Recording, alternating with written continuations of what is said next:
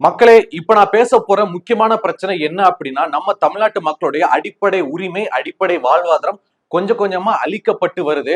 அதே சமயத்துல மத்திய பிரதேஷ், உத்தரப்பிரதேஷ், நேபாள், மேற்கு வங்காளம் சொல்லிட்டு வடக்குல பல்வேறு மாநிலங்கள்ல இருந்து அந்த புலம்பெயர் தொழிலாளர்கள் பொழப்புக்காக நம்ம ஊர் பக்கம் வராங்க பாத்தீங்களா? அவங்களுடைய உரிமை, அவங்களுடைய வாழ்வாதாரம், அவங்களுடைய அடக்குமுறை நாளுக்கு நாள் அதிகமாயிட்டே வருது. இந்த நிலை இதுக்கப்புறமும் தொடர்ந்துச்சுன்னு வச்சுக்கோங்களேன், நாம எல்லாருமே வடக்குல இருந்து வந்தவங்க கிட்ட ஐயா சம்பளத்தை கொஞ்சம் ஏத்தி கொடுங்க அப்படி சொல்லிட்டு அவங்க கிட்ட நம்ம கையேந்து நிக்கணும். அவங்க வந்து சம்பளம் கேட்கிறேன் அப்படி சொல்லிட்டு அடிச்சு பத்தி விட்டுருவானுங்க. சோ இந்த மாதிரி ஆபத்து இனி வரும் காலங்கள் நடக்க போகுது. என்ன ஏதுன்றத முழுசா தெரிஞ்சுக்கலாம். ரீசெண்டா 2 நாளா சோசியல் மீடியால ஒரு வீடியோ ரொம்ப வைரல் ஆயிட்டு வருதுங்க. அது திருப்பூர்ல 30க்கும் மேற்பட்ட வடமாநில தொழிலாளர் வந்து அந்த ஏரியாவை சேர்ந்த ஒரு தமிழால போட்டு அட்டி அடி நடிக்கிறது. அந்த வீடியோ பார்த்ததுக்கு அப்புறமா என்னடா வட்டக்காலுங்க இப்படி பண்றானுங்க, நம்ம ஆட்களே போட்டு அடிக்கிறாங்க. இப்படியே போனா தமிழ்நாட்களோட உரிமை என்னாக, இவனுங்க பெருசா வளர்ந்துருவானுங்க போல, நாம இனிமேல் அப்படி நாய்க்குட்டி மாதிரி தான் போகணும் போலயே அப்படின்னு சொல்லிட்டு மக்கள் வந்து பயப்பட ஆரம்பிச்சுட்டாங்க. ஏன்னா ஏற்கனவே இந்த வடமாநில தொழிலாளர்கள் இந்தியா முழுக்க அப்படியே பரவி இருக்காங்க. அவங்க வேற ஏதோ பிளான் பண்ணிட்டு உள்ள வந்துகிட்டு இருக்கானுங்க அப்படிங்கும்போது இந்த திருப்பூர்ல நடந்த சம்பவம் பெரிய பரபரப்பை ஏற்படுத்தியிருக்கு.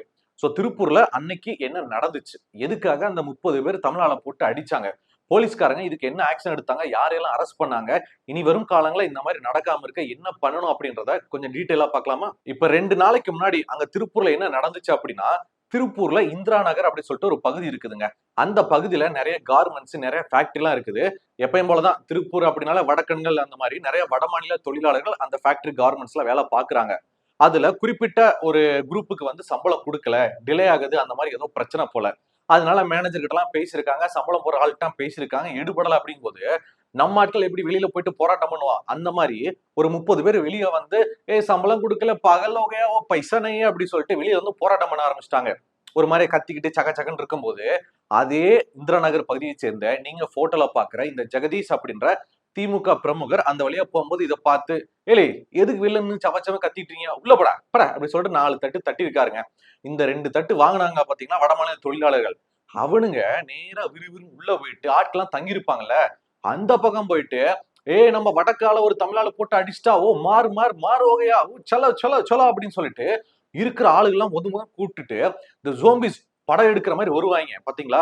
அந்த மாதிரி 30 வடமாநில தொழிலாளர்கள் அந்த இந்திரா நகர்ல இறங்கி வர ஆரம்பிச்சிட்டானுங்க. இதுல கூத்து என்ன அப்படின்னா, அவனுங்கள 4 போடு போட்டாரு பாத்தீங்களா இந்த ஜெகதீஷ், அவர் அங்கதான் நிக்கிறாரு. இங்க பாருங்க, நான் அம்புக்குறி விட்டு காட்டிருப்பேன் பாருங்க.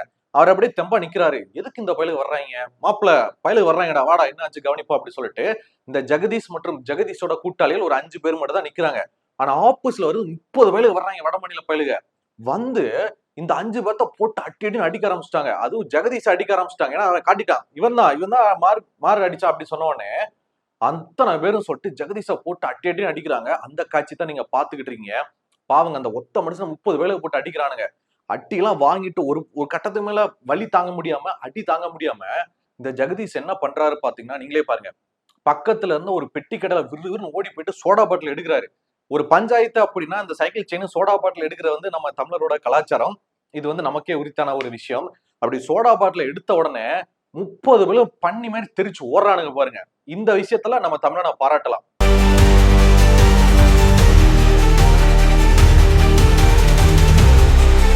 அப்படி சோடா பாட்டில எடுத்து கீழே ரோட்ல இறங்கி ஓடுற ஒருத்தன் முதுகுல அடிக்க, இன்னொருத்தவங்க ஜெகதீஷோட ஆதரவாளர்கள் இருக்காங்களா 2 பேரு, அவங்க வந்து வேற ஒரு வட்டக்கனா புடிச்சு அவனை அடிக்க சொல்லிட்டு அந்த இடத்துல ஒரு 10 நிமிஷத்துக்கு பெரிய கலவரமே ஆயிப்போச்சுங்க. அதுக்கப்புறமா உடம்புல நிறைய இடத்துல அடிபட்டு இங்க தலையெல்லாம் 2 வாங்கியிருக்கா அப்படி இந்த ஜெகதீஷ். நீங்க பாத்தீங்கன்னா இந்த ஜெகதீஷ்க்கு வந்து இந்த பக்கம் முடியெல்லாம் ஃபுல்லா மொட்டை போட்டு அப்படியே ஒரு மாதிரி ஷேவ் பண்ணி அந்த வெட்டுக்காயத்துக்கு தையல் போட்டு ஹாஸ்பிட்டல்ல அட்மிட் ஆயிருக்காங்க. இந்த கொடுமையான சம்பவத்துக்கு அப்புறமா அங்க இருக்கிற ஏரியா பகுதி பொதுமக்களும் பெண்களும் இந்த ஜெகதீஷ் அவங்களுடைய ஆதரவாளர்களும் அங்க ரோட்ல இறங்கி போராட்டம் பண்ண ஆரம்பிச்சிட்டாங்க.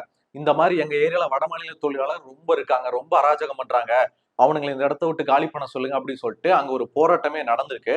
அண்ட் அதுக்கப்புறமா வேலம்பாளையம் போலீஸ்காரங்க இந்த சம்பவத்தை ஏற்கனவே வீடியோ வைரல் ஆச்சு பாத்தீங்களா, அதை வச்சு இதை வந்து கேஸ் ஃபைல் பண்ணி யாரெல்லாம் இந்த கலவரத்துல ஈடுபட்டான்னு சொல்லிட்டு கிட்டத்தட்ட 15க்கும் மேற்பட்ட அந்த வடமாநில தொழிலாளர்களை அரெஸ்ட் பண்ணியிருக்காங்க. ப்ரோ இந்த ஜெகதீஷ் எதுக்கு அவனுங்களை போய் அடிச்சாங்க? அந்த பயலுக்கு பதில செவனே தானே கிடந்தாங்க, இவர் போய் அடிச்சதான் ப்ரோ தப்பு, இவர் எதுக்கு ஃபர்ஸ்ட் கை ஓங்கினாரு அப்படி சொல்லிட்டு நீங்க கேட்கலாம். இன்னொரு பக்கம் யோசிச்சு பாருங்களேன். இப்ப பொதுவா நம்ம தமிழ்நாட்டு மக்கள் நமக்கு எதனா ஒரு கோரிக்கை வேணும் அப்படின்னா அது நிறைவேறாத பட்சத்துல ரோட்ல இறங்கி போராட்டம் பண்றது பஸ்ஸை உடைக்கிறது, கல்லை விட்டு எறிகிறது, கடையை கொளுத்துறது, இந்த விஷயங்கள் ஏற்கனவே நாம பண்ணியே நாடு நாசமா போயிட்டு இருக்கு. இப்போ வடமாநில தொழிலாளர்களும் இதே விஷயத்த கையில் எடுத்துட்டு நம்ம தமிழ்நாட்கள் இருக்கக்கூடிய பகுதியில இறங்கி போராட்டம், அடிதடி அப்படின்னு சொல்லிட்டு இவங்களே ஒரு ரவுடிசம் பண்ண ஆரம்பிச்சுட்டாங்கன்னா இவங்களுடைய கை அப்படியே ஓங்க ஆரம்பிச்சிடும். அவங்களை கட்டுப்படுத்த முடியாது. நம்ம தமிழ்நாட்கள் கூட உட்கார வச்சு, அப்பா உனக்கு புள்ள குட்டி எல்லாம் இருக்குதுப்பா, பாவப்பான்னு சொன்னா இறக்கப்பட்டு விட்டுற மனசு நம்ம தமிழ்நாட்டுக்காரங்க. ஆனா வடமாநில தொழிலாளர்கள் அப்படி கிடையாது. இறக்கமே இல்லாதவனுங்க. சீரழிச்சு விட்டுருவாங்க ஊரை.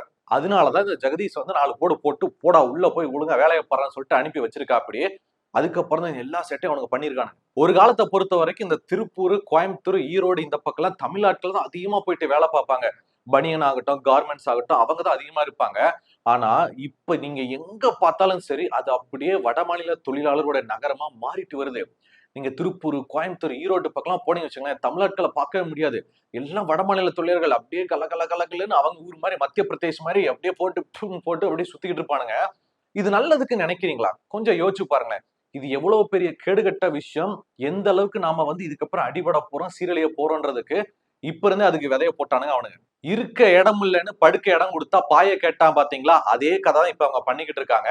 ஏன்னா ஸ்டார்டிங்ல வந்து பாய் நான் ஃபேமிலியோட வந்திருக்கேன் பாய், ஒரு இடம் கொடுங்க பாய், வேலை கொடுங்க பாய் அப்படி சொல்லிட்டு கேட்க வந்தவனுங்க இப்ப அப்படி அப்படியே கொஞ்சம் கொஞ்சமா அவங்க வளர்ந்து டெவலப் ஆகி இடத்த வளைச்சு போட்டு அதுக்கு ஓனர் ஆகி இப்ப அவங்க வந்து 4-5 பேர்த்த வேலைக்கு வச்சு அவங்க கொஞ்சம் கொஞ்சமா முதலாளி ஆயிட்டு வர்றாங்க. இதுல என்ன பலம் இருக்குது? அவனுங்க உழைப்பு, கஷ்டப்படுறானுங்க, எல்லாம் பண்றானுங்க. நல்ல விஷயம் தானே அப்படி கேட்டீங்கன்னா நல்ல விஷயம். ஏன்னா அவங்க உழைக்கிறாங்க, வேலை பாக்குறாங்க, மாடு மாதிரி உழைக்கிறானுங்க, எல்லாம் நல்ல விஷயம் தான். ஆனா இந்த அளவுக்கு அவங்களுக்கு எல்லா அதிகாரத்தையும் கொடுத்துட்டு, அவங்களுக்கு வேலை வாய்ப்பையும் கொடுத்துட்டு, அவங்கள ஓனர் ஆக்கிட்டு, இப்ப அவனுங்களே வளர்ந்துட்டானுங்க. ஐயோ போச்சே போச்சேன்னு சொல்லிட்டு தமிழ் மக்கள் கதறாங்க பாத்தீங்களா? சோ அதுதான் தப்புன்னு சொல்றேன். தமிழ் மக்கள் மேல ரொம்ப ரொம்ப தவறுகள் இருக்கு. வடக்கனுங்க உள்ள வந்துட்டானுங்க, வேலையை பறிச்சுட்டாங்க, அவங்க தான் அதிகமா இருக்காங்க, தமிழ்நாட்களுக்கு வேலையே கிடைக்கலன்னு சொல்லிட்டு கதறானுங்க பாத்தீங்கன்னா ஒரு சில தமிழ்நாட்கள். அவங்க என்னெல்லாம் தப்பு பண்றாங்கன்னு சொல்லிட்டு நான் சொல்லட்டுமா? இப்ப பொதுவா வடமாநில தொழிலாளர்கள் இங்க வந்து என்னென்ன வேலை பாக்குறாங்க? கட்டட வேலை பாக்குறாங்க, கம்பி கட்டுறது, பெரிய பெரிய ஃபேக்டரி, கார்மெண்ட்ஸ், பனியன் கடை இந்த மாதிரி வேலை பாக்குறாங்கல்ல. அதே இடத்துல நம்ம தமிழ்நாட்கள் வேலை பார்த்தா என்ன பண்ணுவாங்க தெரியுமா? இத்தனை மணினா கரெக்டா அத்தனை மணிக்கு வரமாட்டாங்க. காலையில லேட்டா தான் வருவாங்க. கேட்டா வீட்டுல சோறு பொங்கல, துவையல் பண்ணல, குழம்பு வைக்கல, அது பண்ணல, பஸ் லேட்டான்னு சொல்லிட்டு ஏகப்பட்ட காரணங்களை நாக்கு நுனியில வச்சுக்கிட்டு லேட்டாவே வருவாங்க. முதலாளிக்கு எப்படி இருக்கும்? முதலாளி எப்படி இதை அலோவ் பண்ணுவாரு? சரி ஓகே வேலை வந்தாச்சு. மதியம் சாப்பிடுற டைம் இருக்கு பாத்தீங்களா? அந்த சாப்பிடுற டைம் போக மிச்சம் 1 மணி நேரம் ரெஸ்ட் கேட்பாங்க. ஒரு 1/2 மணி நேரம் 3/4 மணி நேரம் ரெஸ்ட் எடுத்தா பரவாயில்ல. 1 1/2 மணி நேரம் 2 மணி நேரம் ரெஸ்ட் கம்பல்சரி வேணும்னு கேட்பாங்க. அப்போ முதலாளி என்ன பண்ணுவாரு? வேற ஆட்களை கூப்பிடதான் செய்வாரு. இதை விட கொடுமை என்ன தெரியுமா? இந்த கட்டட வேலை பார்ப்பாங்கல்ல, நம்ம மேஸ்திரி, சித்தாளு, கொத்தனாரு, இவங்க எல்லாருமே மணி 6 மணி ஆனா போதும் எல்லாத்தையும் அப்படி அப்படியே எடுத்து போட்டு அப்படியே வந்து சாந்து சட்டில அப்படியே கை கால் முடியெல்லாம் கழுவிட்டு அப்படியே கூட ஏற்றிட்டு கிளம்ப ஆரம்பிச்சிருவாங்க. எப்பா எக்ஸ்ட்ரா வேலை பாருங்கப்பா, கொஞ்சம் பார்த்து ஓட்டிட்டு பாருங்க, நாங்க எக்ஸ்ட்ரா பண்ணி கொடுக்குறோம்னா முடியாது. நாங்க கட்டட வேலை பார்த்துருக்கோம், எங்களுக்கு கை கால்லாம் வலிக்குது, நாங்க போயிட்டு குவார்டர் அடிக்க போறோம்னு சொல்லிட்டு சித்தாளு கொத்தனார் எல்லாம் மதியமே பிளான் பண்ணிடுவாங்க. அண்ணே இன்னைக்கு என்ன சரக்கு அடிக்கலானே, இன்னைக்கு என்ன ஒயின் ஷாப் போலனே, சைடிஸ் இதை வாங்கி வேணும்னு சொல்லிட்டு நைட் அடிக்க போற குவார்டர் கட்டிங்க்கு மதியத்துல இருந்தே இவங்க ஊரா எடுத்து வச்சு பிளான் பண்ண ஆரம்பிச்சிருவாங்க. இப்படி பண்ணா தொழில் எங்க உருப்படும்? ஒரு கட்டட வேலைக்கு ப்ராஜெக்ட் கொடுக்குற மேனேஜர் ஆகட்டும், சூப்பர்வைசர் ஆகட்டும், அந்த ஓனர் ஆகட்டும், எப்படி உங்களை வேலைக்கு வச்சுப்பாரு? இது உண்மை. நானே கண்ணால பாத்திருக்கேன். 6 மணி ஆனா கை காலா மூஞ்செல்லாம் கழுவிட்டு குவார்டர் கடைக்கு போயிருவாங்க, சரக்கு அடிக்க போயிருவாங்க. இவங்களுக்கு கொடுக்குற சம்பளமே 1000 ரூபாய். அதுல 150 ரூபாய் குவார்டர், ஒரு சிக்கன் சைடிஸ், நைட்டு சாப்பாடெல்லாம் முடிச்சுட்டு வீட்டுக்கு போயிட்டு இவனுங்க ஒரு 200 ரூபாய் எடுத்து வச்சுட்டு பொண்டாட்டிக்கு 500 ரூபாய் கொடுக்குறாங்க அப்படின்னா அந்த பொண்டாட்டிக்காரி எப்படி குடும்பம் நடத்த முடியும் 500 ரூபாயில? அது விக்கிற விலைவாசி இல்ல. பல ப்ரோ, இதெல்லாம் நம்ம தமிழ்நாட்கள் மட்டும்தான் பண்றாங்களா? அவங்களே குறை சொல்லிட்டுறீங்க. வடக்கணும் இதெல்லாம் பண்றானுங்க ப்ரோ நீங்க கேட்டீங்கன்னா பண்றானுங்க, நான் இல்லைன்னு சொல்ல. ஆனா அவனுங்க தேனீக்கள் மாதிரி. அவங்க கிட்ட ரொம்ப பிடிச்ச விஷயம், இருக்கிற ஒரு நல்ல விஷயம்னா மாடு மாதிரி உழைப்பாங்க. அவங்க இந்த எக்ஸ்ட்ரா செலவெல்லாம் பண்ண மாட்டானுங்க. ஒரு நாளைக்கு ஒரு 8 மணி நேரம் வேலைன்னு வச்சுக்கோங்களேன், அதை தாண்டி 2 மணி நேரம் உழைக்க ரெடியா இருப்பாங்க. அதுக்கு பைசா கொடுத்துட்டீங்கன்னு வச்சுக்கோங்களேன், அப்படியே கன் மாதிரி இருப்பானுங்க. அவனுக்கு சரக்கு அடிப்பானுங்க, இல்ல நான் சொல்லல. வேலையை முடிச்சுட்டு மிச்சம் இருக்கிற நேரம் மட்டும் தான் சரக்கு அடிப்பாங்க. அதுவும் 2 நாளைக்கு ஒருக்கு தான் நைட்டு போயிட்டு ஒரு கட்டிங் மாதிரி வாங்கி அடிப்பாங்க. எப்படிலாம் பணத்தை சேர்த்து வைக்கலாம், எப்படிலாம் சம்பாதிக்கலாம்னு சொல்லிட்டு அதுல மட்டுமே போக்கஸ்டா குறியா இருப்பாங்க. இன்னொன்னு, நம்ம தமிழ்நாட்கள் ஒரு நல்ல நாள் போதுமா, ஒரு அது இதுன்னு சொல்லிட்டு ஏகப்பட்ட செலவுகள் பண்றோம். அதுவும் வீண் ஆடம்பரம். சொந்தக்காரங்க பார்ப்பாங்க, 4 பேர் 4 விதமா பேசுவாங்க சொல்லிட்டு ட்ரெஸ் வீட்டுல என்னதான் இருந்தாலுமே ட்ரெஸ் எடுக்கிறது, நகை எடுக்கிறது, கடனுக்கு அது வாங்குறது, இது வாங்குறது அப்படின்னு சொல்லிட்டு எல்லாமே கடனுக்கு, இஎம்ஐக்கு சொந்தக்காரங்க பார்ப்பாங்கன்ற பகட்டு கௌரவத்துக்காகவே நம்ம நிறைய வாங்கி வாங்கி போடுவோம். அதுலயே நம்ம நிறைய லாஸ் ஆயிடுவோம். ஆனா அவனுங்க அப்படி கிடையாது. சோ வடமாநில தொழிலாளர்களை பொறுத்த வரைக்கும் அவங்க ஒரு 4-5 ட்ரெஸ் இருந்தா போதும், அதை வச்சே வருஷம் முழுக்க ஓட்டிடுவாங்க. எக்ஸ்ட்ரா இந்த இஎம்ஐல போட்டு போட்டு பொருளை வாங்கி போட்டு அந்த மாதிரி செலவெல்லாம் பண்ண மாட்டாங்க. ஒரு போன் இருந்து அதை வச்சே வருஷத்தை ஓட்டிடுவானுங்க. என்ன சாப்பாடு கிடைக்குதோ நிம்மதியா சாப்பிடுவானுங்க. எவ்வளவு சிக்கனமா இருக்க முடியுமோ சிக்கனமா இருப்பாங்க. எந்த அளவுக்கு உழைக்க முடியுமோ அந்த அளவுக்கு உழைப்பாங்க. சோ இதெல்லாம் பண்றதுனாலதான் அவனுங்க ஈஸியா காசை சேர்த்து வச்சு அடுத்ததா ஒரு சின்ன ஒரு தொழில் ஆரம்பிச்சு அதுல இருந்து கஸ்டமரை டெவலப் பண்ணி அப்படியே அவனுங்க ஓனர் ஆயிடுறாங்க. அதுக்கப்புறமா அங்க வேலை பார்க்கக்கூடிய ஆட்கள் நம்ம தமிழ் ஆட்கள் ஆயிடுறாங்க. சோ கொஞ்சம் யோசிச்சு பாருங்க மக்களே. நான் ஒரு தமிழனா இருந்தாலுமே தமிழருக்கு முழுசா நான் சப்போர்ட்டுக்கு தூக்கிட்டு வரமாட்டேன். ஏன்னா ஒரு சில தவறுகள் நம்ம ஆட்களும் பண்றாங்க. மாடு மாதிரி உழைக்க தயாரா இல்ல. சிக்கனமா இருங்கன்னா அதுக்கும் இருக்க மாட்டாங்க. எதுனா ஒரு தீபாவளி பொங்கல் வந்துட்டா போதும் சேர்த்து வச்ச மொத்த பணத்தையும் ஒரு பகட்டு கௌரவத்துக்காக சொந்தக்காரன் பார்த்தா என்ன நினைப்பாங்க, ட்ரெஸ்ஸை வாங்கி போடு பாத்துக்கலாம், ஒரு நகையை வாங்கி கழுத்துல போட்டு சும்மா தானே இருக்கு அப்படின்னு சொல்லிட்டு இருக்கிற சேவிங்ஸை ஃபுல்லா அப்படியே போட்டு இறக்கி அப்படி ஜீரோல வந்து நிப்பாங்க. சோ இந்த மாதிரி நம்ம ஏகப்பட்ட செலவுகள் பண்றது, ஒழுங்கா உழைக்காம உழைக்கிற காசுல இருந்து கிடைக்கிற வருமானத்தை குடிக்கி அங்க கொடுத்துட்டு மிச்சம் இருக்கிற சொற்ப அற்ப வருமானத்துல எப்படி குடும்பம் நடத்த முடியும், எப்படி சேர்த்து வைக்க முடியும், எப்படி உங்களால ஒரு தொழில் தொடங்க முடியும்? இந்த எல்லா தப்புகளையும் சரி பண்ணிட்டு அவன் அடுத்தடுத்து முன்னேறான். இப்ப சொல்லுங்க யாரு மேல தப்புன்னு? பாலா ப்ரோ, நமக்கு குடும்ப குட்டின்னு இருக்குது. நமக்கு ஒரு நாளைக்கு 1000 ரூபாய் இருந்தாதான் நம்ம குடும்பத்துக்கு எல்லாத்தையும் பண்ண முடியும். வீட்டோட கரண்ட் பில்லு செலவு எல்லாம் சரி பண்ண முடியும். வர்றவனுக்கு 200 ரூபாய்க்கு கூட வேலை பார்ப்பாங்க ப்ரோ. அவனுங்கள மாதிரி ரோட்ல தூங்கிட்டு ரோட்ல படுத்துக்கிட்டு ரோட்ல எல்லாத்தையும் பண்ணிக்கிட்டு நாங்க ஒரு மாதிரியா மானங்கிட்ட போல பொழைக்க முடியுமா அப்படின்னு சொல்லிட்டு நீங்க கேட்கறது புரியுது. எஸ். ஆனா அவனுங்க இதெல்லாம் பண்ணுவானுங்க. ரோட்லயே தூங்கிப்பானுங்க, கிடைக்கிற இடத்துல தின்னுப்பானுங்க, கிடைக்கிற இடத்துல படுத்துப்பானுங்க, கிடைக்கிற இடத்துல குளிச்சுக்கிட்டு அவங்க எங்க இடம் கொடுத்தாலும் தூங்கிட்டு அதே பண்ணுவானுங்க. சோ இந்த இடத்துல நம்ம ஒண்ணுமே பண்ண முடியாதுங்க. ஒண்ணு இதுக்கு வந்து அரசாங்கம் தான் ரொம்ப ரெஸ்ட்ரிக்ட் பண்ணணும். ஒரு வருஷத்துக்கு அங்க இருந்து புலம்பெயர் தொழிலாளர்கள் வர்றாங்க அப்படின்னா இந்த லிமிட்டுக்கு மேல வேண்டாம். ஏன்னா உள்ளூர்காரங்க தொழில் பாதிக்கப்படுது, நிறைய வேலை வாய்ப்புகள் இங்க இழக்கிறாங்கன்னு சொல்லிட்டு கவர்மெண்ட் இதுக்கு ஆக்ஷன் எடுக்கணும். என்னதான் தமிழ் மக்கள் நிறைய போராட்டம் பண்ணாலுமே இது கவர்மெண்ட் தான் தடுத்து நிப்பாட்டணும். ஏன்னா ஏற்கனவே பிஜேபி என்ன காண்டுல இருக்காங்க அப்படின்னா தமிழ்நாட்டுல நம்மளால ஆட்சியை பிடிக்க முடியல, சுத்தி சுத்தி இந்த திராவிட தான் வந்துகிட்டே இருக்கு அப்படின்றதுக்காகவும் நிறைய புலம்பெயர் தொழிலாளர்களை தமிழ்நாட்டுக்கு போங்க சொர்க்க பூமி நல்லா பார்த்துப்பான்னு சொல்லிட்டு அனுப்பிவிட்டு வர்றவனுங்களா இங்க வீடு எடுத்து வாசல் கட்டி இங்க இவனுக்கு ரேஷன் கார்டு வாங்கி அப்படி இவங்க ஒரு குடியுரிமை வாங்கி இவங்க ஓட்டர் ஐடி வாங்கி இவங்க இங்க அப்படியே பெருகிட்டு வர்றாங்க வச்சுக்கோங்களேன். அவங்க யாருக்கு ஓட்டு போடுவாங்க? விஜய்க்கு ஓட்டு போடுவாங்களா, டிஎம்கேக்கு ஓட்டு போடுவாங்களா, திராவிடத்துக்கா போடுவாங்களா? அவங்களுக்கு அதான் என்னன்னே தெரியாது. அவங்க கிட்ட போயிட்டு உனக்கு யாருக்கு ஓட்டு போடுவேன்னா மோடி அப்படி சொல்லிட்டு கண்ணை மோடி மோடி மோடி மோடின்னு தான் சொல்லுவாங்க. சோ இங்க வந்து எல்லா மக்களும் மோடிக்கு ஓட்டு போட ஆரம்பிச்சிட்டாங்க வச்சுக்கோங்களேன், பிஜேபி அழகா ஈஸியா உள்ள வந்துடும். சோ இந்த மாதிரி நம்ம தமிழ் மக்களை கொஞ்சம் கொஞ்சம் கொஞ்சமா வடக்கு நாமமா சங்கியா மாத்துறதுக்கு ஏகப்பட்ட வேலைகள் போயிட்டு இருக்குங்க. சோ இதுக்கு மேலையும் வடமாநில தொழிலாளர்கள் பெருகிட்டாங்க, தமிழ் மக்களை போட்டு அடிக்கிறாங்க, எங்களுக்கு வேலை வாய்ப்பு இல்லைன்னு சொல்லிட்டு நெஞ்சில் அடிச்சு கதறது வேலைக்காகாது. சோ நீங்க மாடு மாதிரி உழைக்க தயாராகுங்க. அவங்களுக்கு ஈக்குவலா அவனுங்க விட அதிகமா நாங்க வேலை பார்ப்போம்ப்பா, முன்ன படம் இருந்தோம் அட்ஜஸ்ட் பண்ணிப்போம், எக்ஸ்ட்ரா ஓட்டியா பிரச்சனை இல்லை, கரெக்டா காசு கூட வேலை பாக்குறோம், 6 மணிக்கு மேல எடுத்தோன்னே கைகளை மூஞ்செல்லாம் கழுவிட்டு நேரா போயிட்டு குவார்டர் அடிக்கிறாங்க, போக மாட்டோம், குடி எனக்கு வேணாம், எனக்கு உழைப்பதான்ப்பா முக்கியம் சொல்லிட்டு உழைப்பை மட்டுமே நம்பி கரெக்டான ஐடியாலஜி ஸ்ட்ராட்டஜியை பூத்து வேலை பார்த்தீங்கன்னு வச்சுங்களேன், அவனுங்க அடிச்சு ஓட விட்டலாம். உங்களுடைய வேலை உங்களுக்கு நிரந்தரம் செய்யப்படும். இதைத்தாயா சொன்னாரு சீமானு. அன்னையில இருந்து அடிச்சுக்கிட்டு இருக்காரு அந்த மனுஷன் தனியா. வடமாநில தொழிலாளர் உள்ள வர்றாங்கடா, உங்களுக்கான வேலை வாய்ப்பு பறிக்கப்படும்டா, உரிமைகள் போயிரும்டா, அண்ணனை ஜெயிக்கவங்கடா நான் பாத்துக்கிறேன். அந்த மனுஷன் அவ்வளவு கதர்னானு. காமராஜே தோக்கடிச்ச ஊரு ப்ரோ அப்படின்ற மாதிரி ஒரு எம்எல்ஏ கூட நாம் தமிழர் கட்சியில கொடுக்காம இந்த மக்கள் இருந்துட்டீங்களே, பாவம்ல அவரு.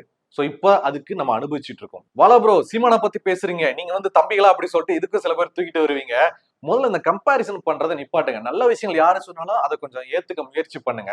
இப்ப வந்து சீமான் மட்டும் அதை பண்ணாருன்னா சந்தோஷம் அப்படின்ற மாதிரி நான் சொல்ல வரல. விஜய் அவர்கள் பண்ணாலும் சந்தோஷம், ஸ்டாலின் அவர்கள் பண்ணாலும் சந்தோஷம். ஒட்டு மொத்தத்துல தமிழ்நாட்டுல நமக்கான வேலை வாய்ப்பு நமக்கு மட்டும்தான் கிடைக்கணும். நாம நிறைய இடங்களை காம்ப்ரமைஸ் பண்ணிக்காம நான் பாக்குறேன்னு சொல்லிட்டு உள்ள இறங்கினாதான் அங்கிருந்து வர்றாங்க பாத்தீங்களா, அவங்களுக்கு இங்க வேலை இல்லப்பா ஆட்கள், நம்ம ஆட்கள் பார்த்துட்டு இருக்காங்க, நீங்க கிளம்புன்னு சொல்லிட்டு போக சொல்ல முடியும். மக்களை கடைசி ஒரு 8 வருஷத்துல நம்ம தமிழ்நாட்டுல நடக்கக்கூடிய ஏகப்பட்ட குற்றங்கள், அதுல பாதிக்கு பாதி குற்றங்கள் யாரால வருது அப்படின்னா இந்த வடமாநில தொழிலாளர்கள் தான். ஏன்னா அங்க இருந்து இங்க வர்றவனுங்க இங்க நிறைய பஞ்சாயத்து, நிறைய சிக்கல், ஓனரை அடிக்கிறது, பணத்தை ஆட்டையை போட்டு போறது, தனியா இருக்கிற வீட்டை நோட்டம் போட்டு தீரன் படத்துல பண்ற மாதிரி பண்றேன்னு சொல்லிட்டு ஏகப்பட்ட குற்றங்களை அவனுங்க அங்கிருந்து வாட்டலா இங்க வந்து பண்ணிக்கிட்டு இருக்காங்க. சோ இது நிலைமையெல்லாம் மாறணும் அப்படின்னா தமிழ்நாட்டு மக்கள் நாம உழைக்க தயாராகணும். சோ அஸ் ஏ ஓனரா என்னென்ன விஷயங்கள் சொல்றாங்களோ அதை அக்செப்ட் பண்ணிக்கிட்டு நம்ம போயிட்டு வேலை பார்க்கணும். அதே சமயத்துல ஓனர் இருப்பீங்களா, இந்த திருப்பூர், ஈரோடு, கோயம்புத்தூர் சொல்லிட்டு பல மாநகரங்கள்ல நிறைய ஃபேக்டரிகள் வச்சிருக்கிற ஓனர் நீங்க இருக்கீங்க பாத்தீங்களா, உங்களுக்கு வந்து ஈஸியா வேலை பார்ப்பாங்க. மாடு மாதிரி உழைப்பாங்க, கொஞ்சோண்டி சோத்த போட்டா போதும், கொஞ்சோண்டி சம்பளத்தை கொடுத்தா போதும், வடக்கன்கள் இருக்காங்களே அவங்கள வச்சு நான் டெவலப் பண்ணிக்கிறேன் அப்படின்னு சொல்லிட்டு நீங்க நம்ம தமிழ் ஆட்களுக்கு வேலை கொடுக்காம அவங்க கம்மி சம்பளத்துக்கு வராங்கன்னு சொல்லிட்டு வேலை கொடுக்கறது, அது திரும்ப உங்களுக்கு தான் பேக் ஃபயர் ஆகும்.